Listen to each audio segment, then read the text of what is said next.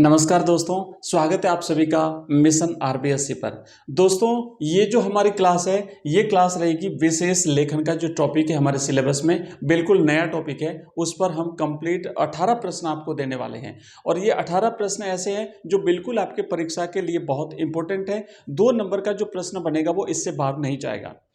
लेकिन ये क्लास में स्टार्ट करूं उससे पहले मैं आपका एक कन्फ्यूज़न दूर करना चाहता हूं। मैंने जो पिछला वीडियो डाला था जहां पर मैंने आपको फीचर और आलेख लेखन के बारे में बताया, उसके कुछ प्रश्न बताए थे।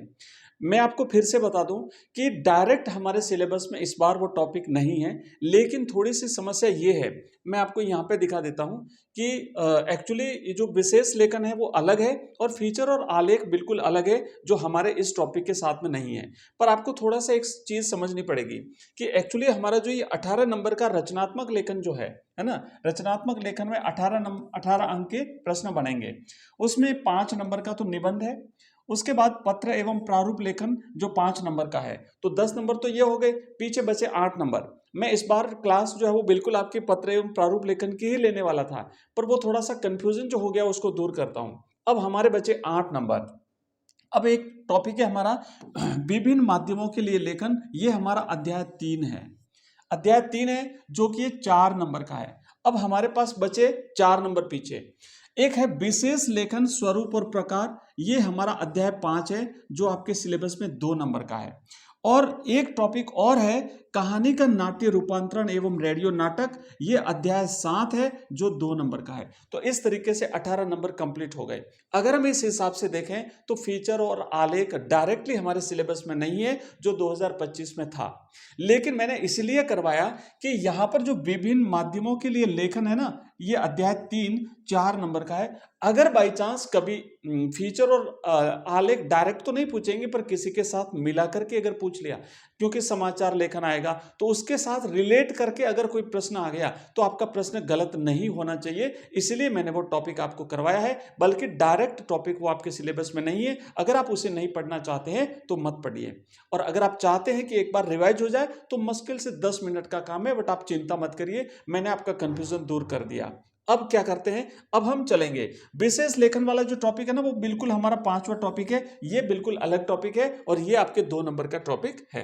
चलिए आगे बढ़ते हैं। अब हम एक एक करके इन सारे प्रश्नों को हल कर लेते हैं। तो पहला प्रश्न देखो यहाँ पे लिखा हुआ है भाई।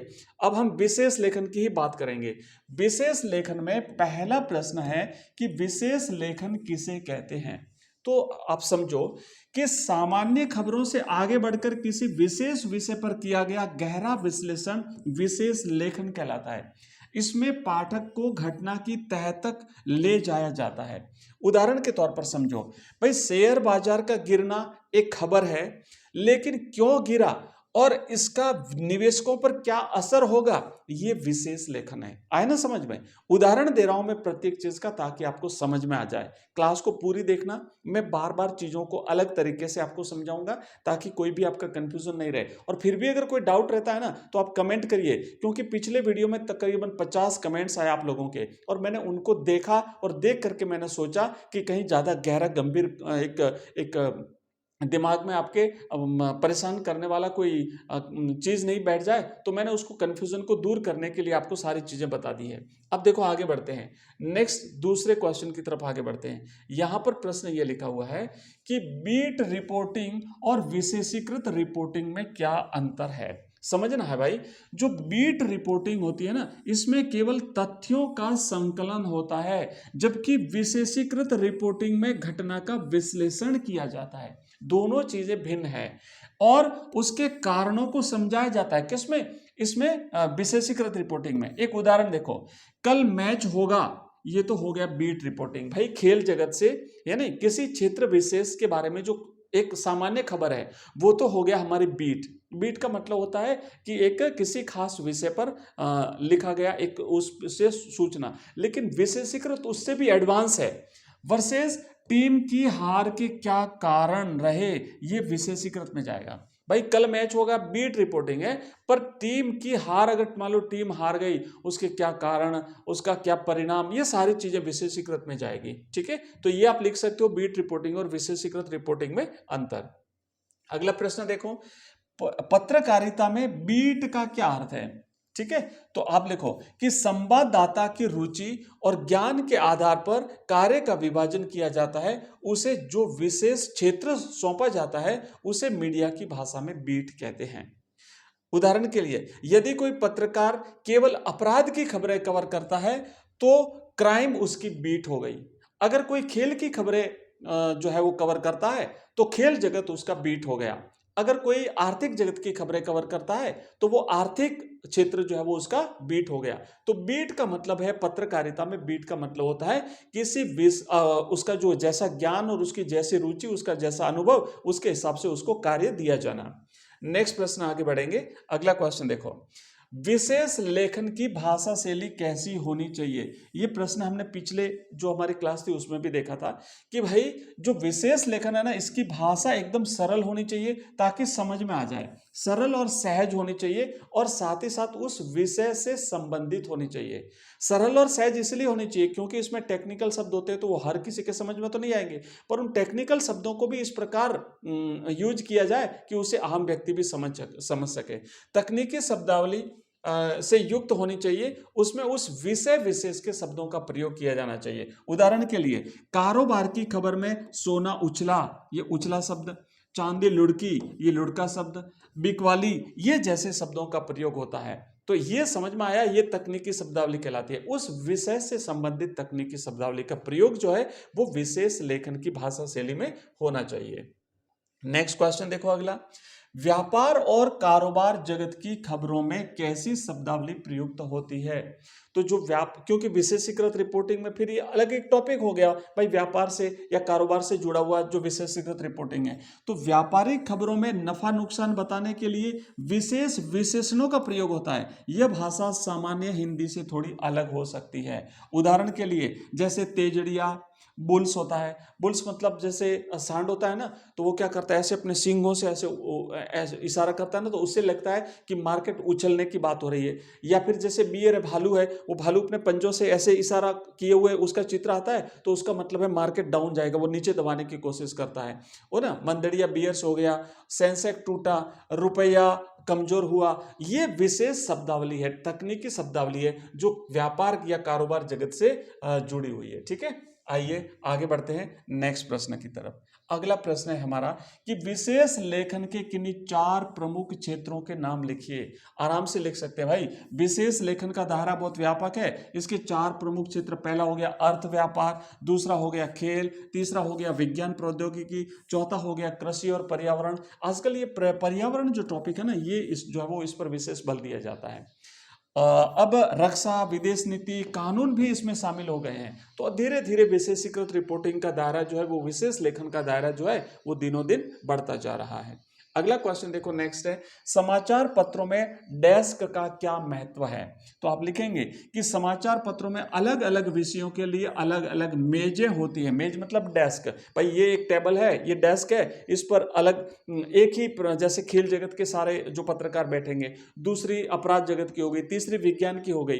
तो इस तरीके से उनकी जो डेस्क होती है जहां उस विषय के विशेषज्ञ खबरों को संपादित करते हैं, है ना। उदाहरण के लिए जैसे बिजनेस डेस्क पर केवल व्यापार की खबरें तैयार होती है, स्पोर्ट्स डेस्क पर केवल खेल की खबरें तैयार होती है, तो इसे डेस्क कहते हैं। एक अलग डेस्क हो गई उनकी पूरी। नेक्स्ट प्रश्न आगे बढ़ो।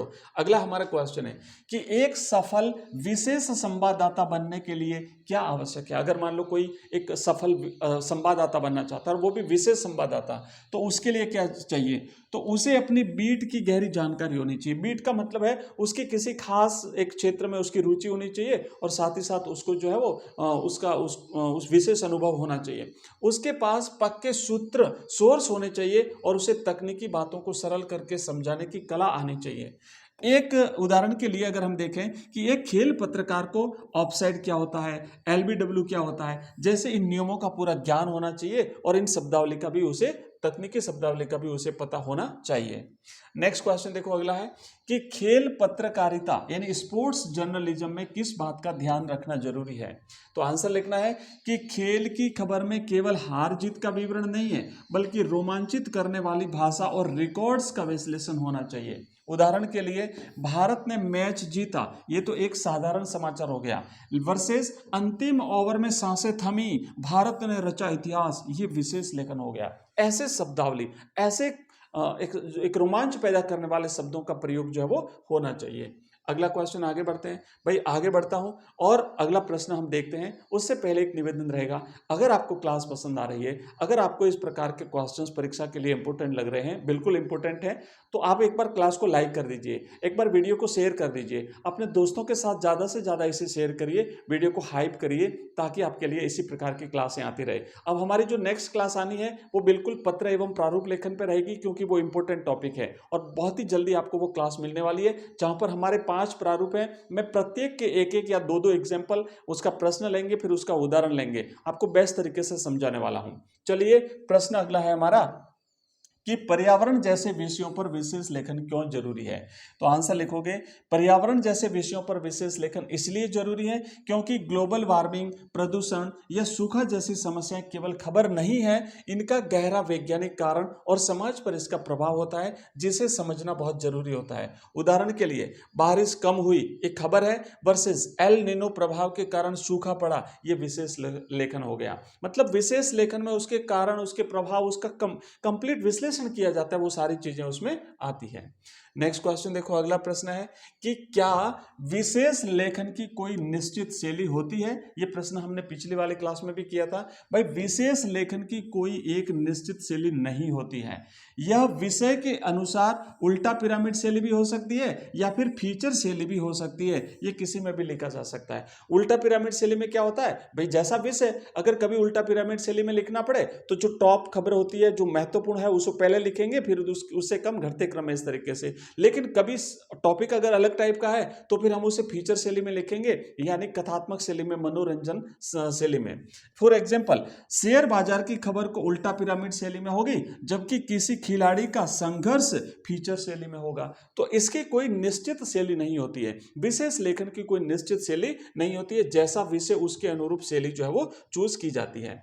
अगला प्रश्न देखो भाई, विशेष लेखन का मुख्य उद्देश्य क्या होता है। तो ध्यान देना कि विशेष लेखन का मुख्य उद्देश्य होता है पाठकों को सिर्फ सूचना देना नहीं है, बल्कि उस विषय की बारीकियों को समझाना और पाठकों की जिज्ञासा को शांत करना है।